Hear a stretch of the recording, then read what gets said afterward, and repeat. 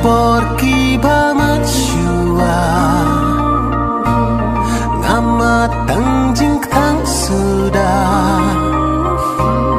ngam kwa syubat kenmau ya kabaladap jaya nga ai ngu ya ublay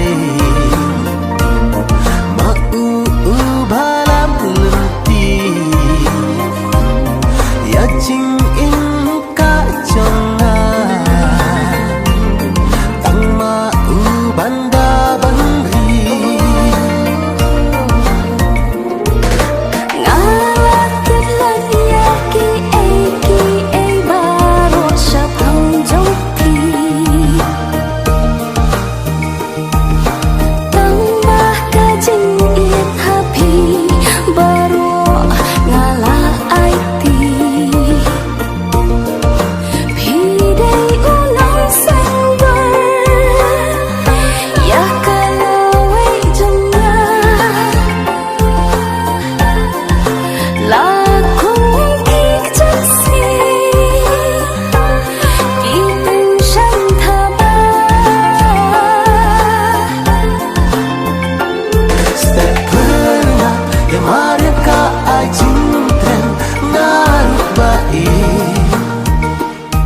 hati kukut syadam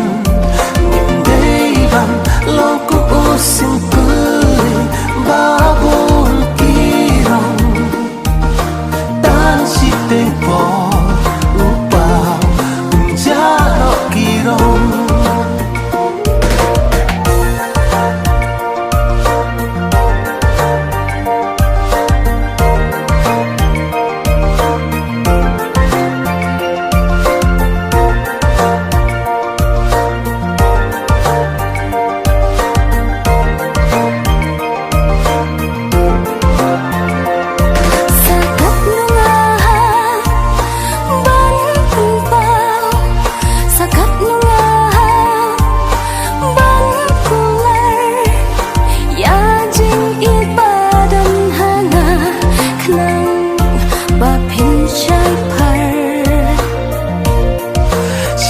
Thui chinh ít bôi Nên ngạc dì đăng Haru chinh ít ta Nên ngạc lăng Kỳ vây cân lạ Bantu chinh ít nga nga Nga rai nga hon Ikutin bapi kerennya ngaki acing trennya ngasih syaki kularba piklihana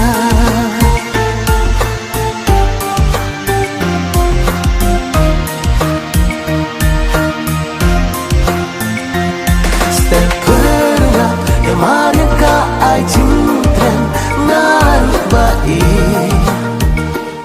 tanggapi kukur syadam